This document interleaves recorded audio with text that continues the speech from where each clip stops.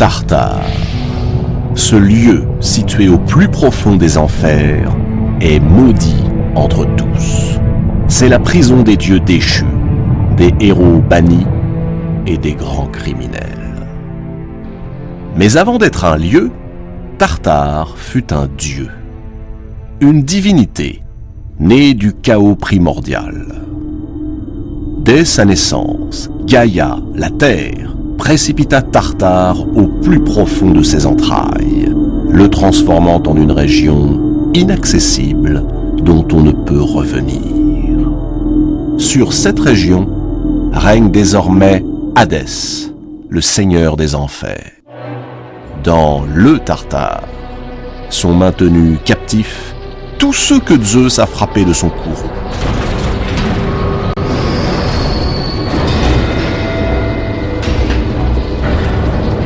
Autour d'eux se dresse une triple muraille d'airain. Aucune sortie possible, aucune raison d'espérer. Le Tartare est si profond que si l'on y jetait une enclume, elle mettrait 9 jours pour atteindre le fond.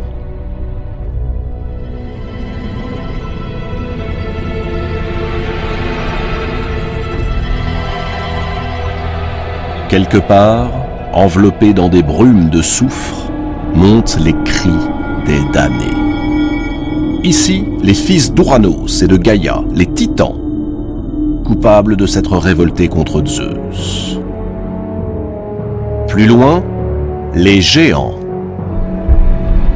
Se croyant invincibles en raison de leur taille monstrueuse, ils osèrent déclarer la guerre aux maîtres de l'Olympe. Ils ont perdu.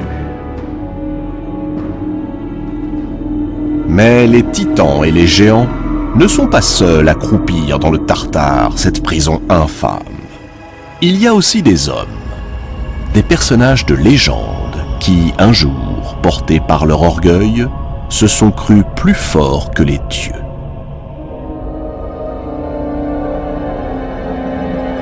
Le plus célèbre d'entre eux s'appelle Sisyphe.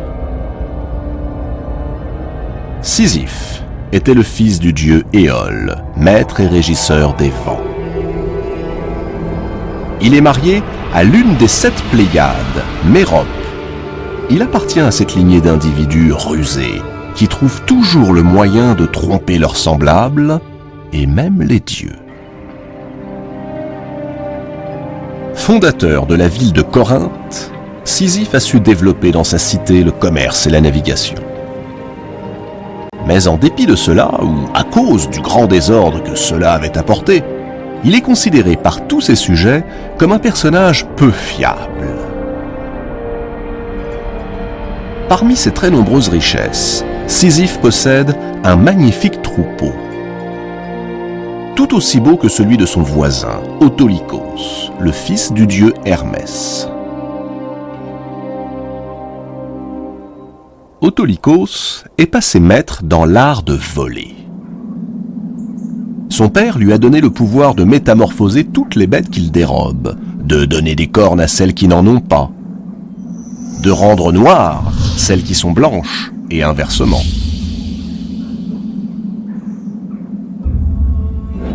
Au fil des jours, Sisyphe finit par constater un phénomène étrange. Son troupeau diminue à vue d'œil, alors que celui d'Autolycos ne cesse d'augmenter.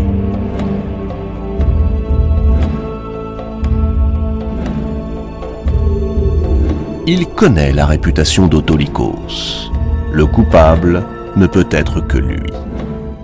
Alors, pour confondre le voleur, Sisyphe imagine un stratagème.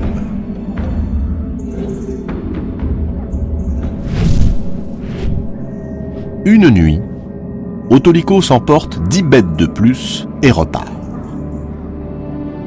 Sans le savoir, il vient de tomber dans le piège imaginé par Sisyphe. Dès l'aube, Sisyphe se présente devant Autolycos et il l'accuse de vol. Autolycos proteste. Sisyphe ordonne alors à ceux qui l'accompagnent d'inspecter le troupeau. Ils identifient aussitôt les bêtes dérobées, car il a fait graver sous chacun de leurs sabots cette inscription volée par Autolycos. Or ce jour est la veille du mariage de la fille d'Autolycos, Anticlée. Elle doit épouser le roi d'Ithaque, Laërte. Sisyphe se dit qu'il tient là sa vengeance.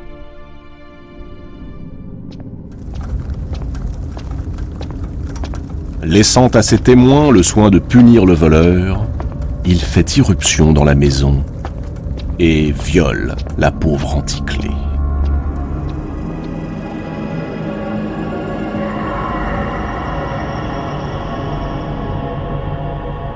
Quelque temps plus tard, un enfant vient au monde, et on lui donne le nom d'Ulysse. Est-il le fils de Laërte ou de Sisyphe ? Toujours est-il qu'Ulysse se montrera plus tard aussi rusé que Sisyphe lorsqu'il devra déjouer les 1000 obstacles qui jalonneront son odyssée.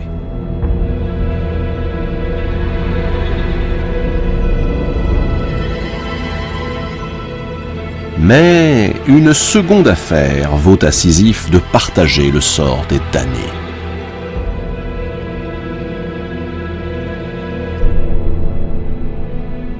Zeus est un grand séducteur.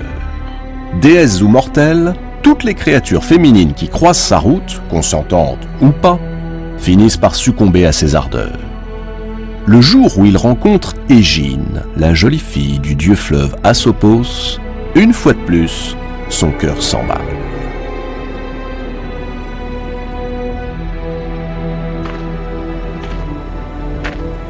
Zeus prend l'apparence d'un aigle, enlève Égine et file se réfugier sur une île perdue de la mer Égée. Asopos part à la recherche de sa fille à travers toute la Grèce.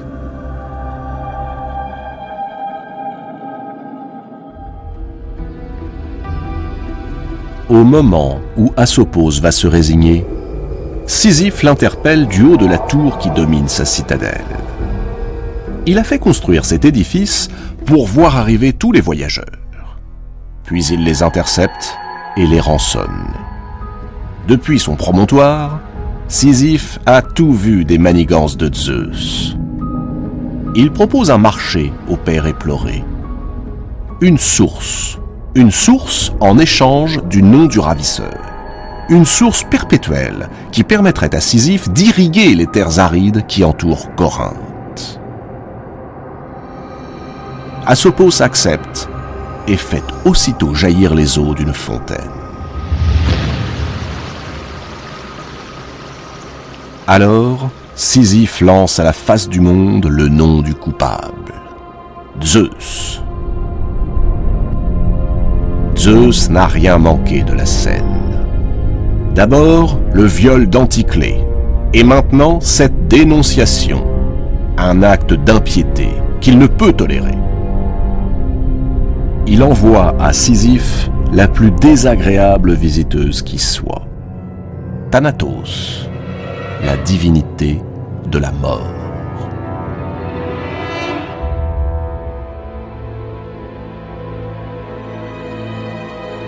Mais Sisyphe le malin, Sisyphe le beau parleur, réussit à emberlificoter la mort en lui faisant valoir des arguments plus fallacieux les uns que les autres.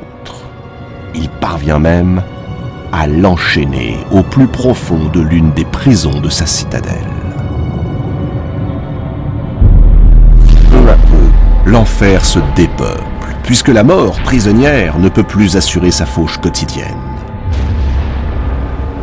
Une effroyable tragédie s'annonce. Si rien n'est fait, alors la terre regorgera d'humains et il n'y aura jamais assez de place pour tous les contenir.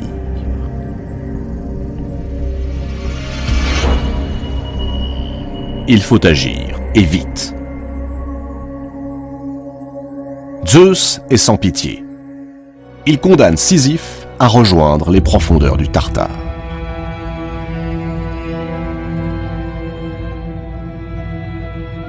Mais le rusé Sisyphe a encore un tour dans son sac. Avant d'obéir à Zeus et de descendre aux enfers, il recommande à sa femme Mérope de ne pas ensevelir son corps et de ne pas faire les offrandes rituelles. Mérope, bien que surprise, accepte. Une fois aux enfers, le condamné marche droit vers Perséphone, la reine du monde souterrain. Il lui déclare sur un ton affligé qu'étant mort sans sépulture, il ne doit pas se trouver là. On aurait dû le laisser sur l'autre rive du Styx. Il ajoute, larmoyant, que sa femme a fait preuve d'une impardonnable impiété, qu'il se soumette à la sentence de Zeus, mais qu'il demande la permission de revenir sur Terre afin de faire le nécessaire pour son enterrement et pour châtier celle qui a manqué à ses devoirs. Il s'engage à être de retour dès que les rites auront été accomplis.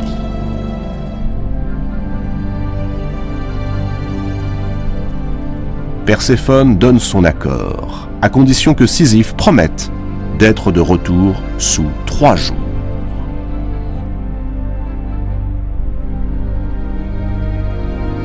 Sisyphe remonte vers la lumière et, bien évidemment, renie sa promesse.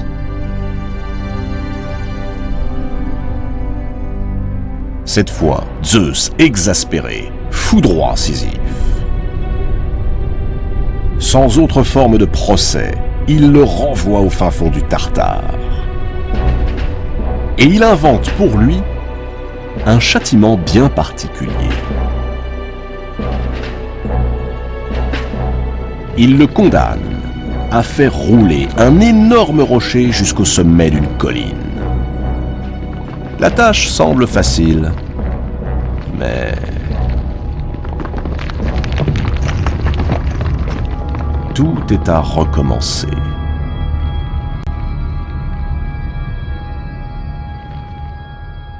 Ce travail absurde a frappé l'imagination populaire, au point que le châtiment de Sisyphe est devenu le symbole de la condition humaine.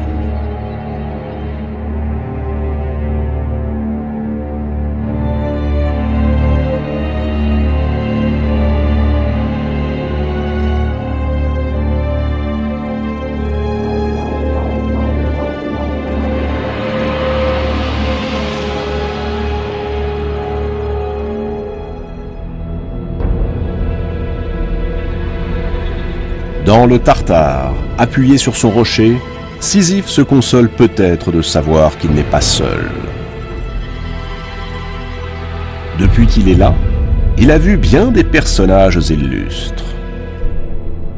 Atlas, condamné à porter le monde sur ses épaules. Mais aussi Encélade, Ixion et d'autres dont il a oublié les noms. Et voilà qu'aujourd'hui vient d'apparaître un nouveau condamné. On le mène non loin de là, de l'autre côté de la colline, jusqu'à un lac. Sisyphe connaît cet homme. C'est un roi, le roi de Phrygie, Tantale. Tantale est le fils de Zeus et de la nymphe Pluto. Il a épousé la fille du dieu Pactole.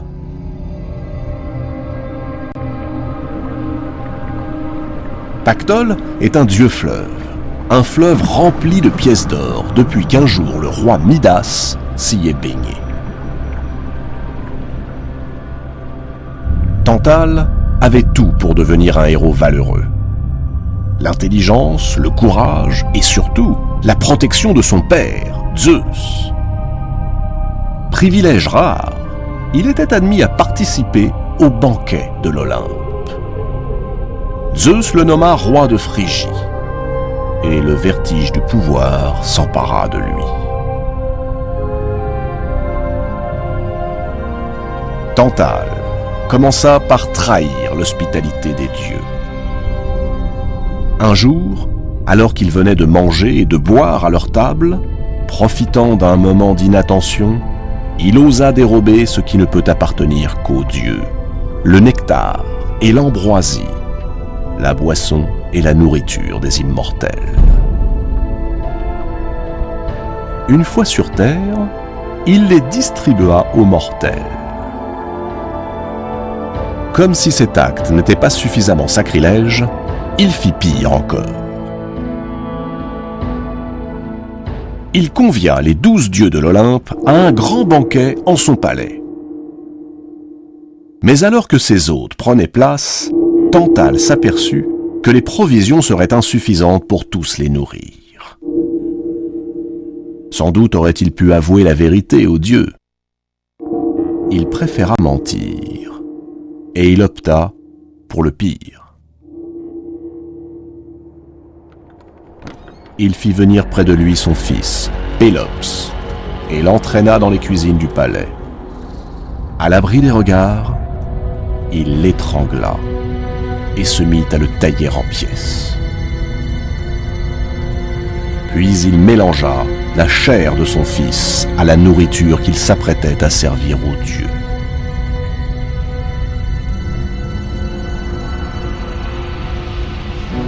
À peine ces derniers eurent-ils goûté au plat qu'ils furent saisis de dégoût et se détournèrent avec horreur. Tous venaient de reconnaître la présence de la chair humaine. Tous, sauf la déesse Déméter. L'esprit préoccupé par la récente disparition de sa fille Perséphone, elle mangea machinalement un morceau de l'épaule de Pélops.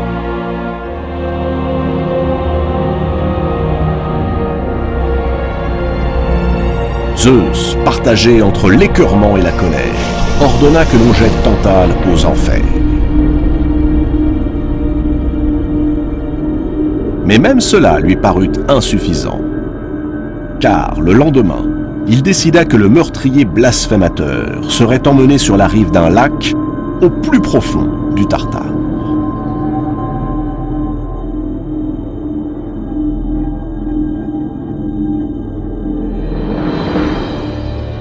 Et le voici, Tantale, roi et demi-dieu déchu. Condamné à ne pouvoir ni manger ni boire pour l'éternité.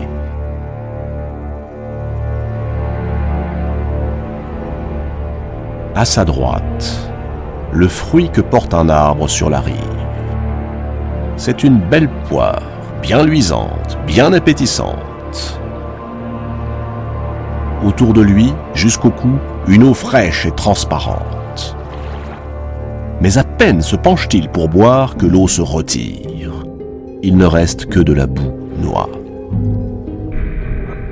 Et s'il tente de saisir la poire, un coup de vent soudain entraîne le fruit hors de sa portée.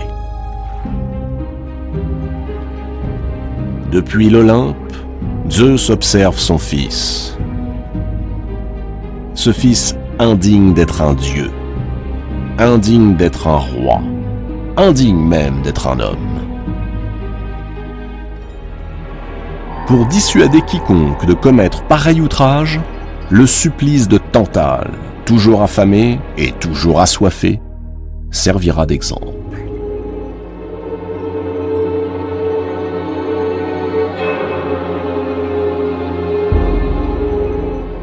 Si Zeus est redoutable dans le châtiment, il sait aussi se montrer magnanime. Il décide de ressusciter l'infortuné Pélops. Il charge Hermès de rassembler le corps démembré de l'enfant, de le faire bouillir dans un chaudron auquel il confère des vertus magiques. Ainsi, chaque parcelle du corps déchiqueté de Pélops reprendra vie.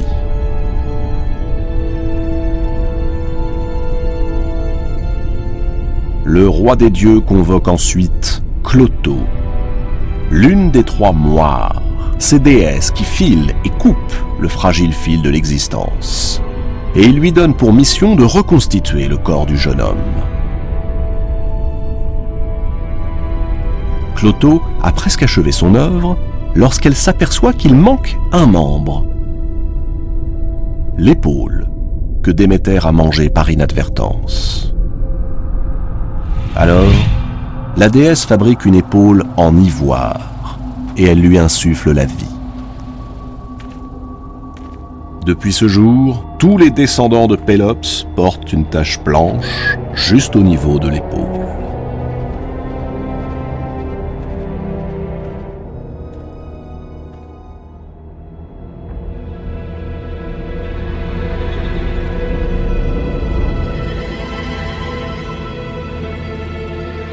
À quelques pas de là, un autre criminel purge sa peine. Il s'appelle Ixion. Pour Ixion, tout commença le jour où il voulut épouser la fille du roi de Thessalie, Éionée. Pour le convaincre, Ixion s'engagea à offrir à la jeune femme les présents les plus admirables. Éionée accepta et le mariage fut célébré. Le lendemain, Éionée réclama les cadeaux promis à sa fille. « Il n'y en aura pas, répliqua Ixion. Et il signifia avec dédain qu'il avait changé d'avis. La brouille s'installa entre les deux hommes. Éionée menaça Ixion des pires représailles. Effrayé, ce dernier se hâta d'inviter son beau-père à un banquet de réconciliation. Éionée accepta. Il pénétra dans le palais d'Ixion. Ixion l'accueillit, puis il l'entraîna vers la salle où était dressée la table du banquet. Alors qu'il parvenait à la hauteur d'une fosse où brûlait un grand feu, Ixion poussa violemment son beau-père. Éionée s'écrasa sur les braises ardentes. Lorsqu'elles apprirent ce crime odieux, pas une seule des divinités de l'Olympe n'accepta de purifier Ixion. Pas une, sauf Zeus. Il prit le criminel en pitié, et non seulement il le purifia, mais il le convia aussi à sa table. On aurait pu imaginer que Ixion témoignerait à Zeus sa reconnaissance pour ce noble geste. Au contraire, à peine installé à table, il se comporta de la manière la plus ingrate qui soit. Il tenta de séduire Héra, la propre épouse de Zeus. Cette fois, Ixion avait dépassé les bornes.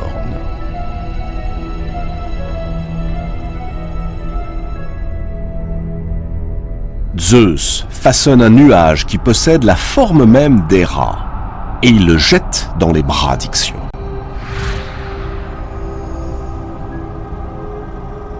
Emporté par le désir, égaré par l'ivresse, Ixion ne se rend pas compte qu'il tient entre ses bras une créature illusoire, un double de Héra.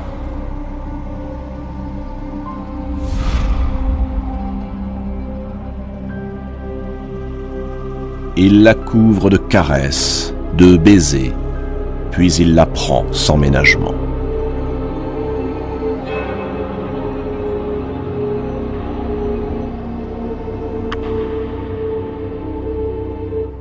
De cette union naîtra un être hybride, mi-homme, mi-cheval.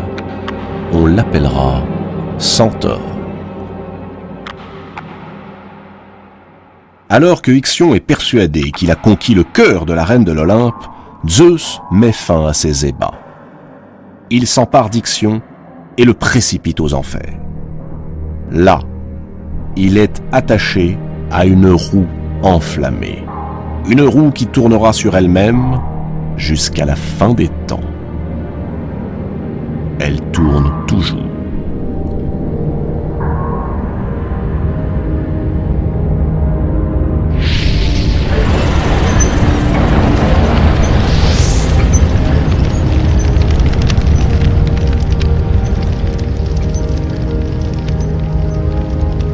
Les damnés du Tartare, qu'il s'agisse de Sisyphe, d'Ixion ou de Tantale, ne croyaient pas que les dieux oseraient les punir. Ils ont commis des crimes plus atroces les uns que les autres, sans se soucier des conséquences. Mais s'il est une chose que les dieux ne supportent pas, c'est bien que de simples mortels s'imaginent invincibles.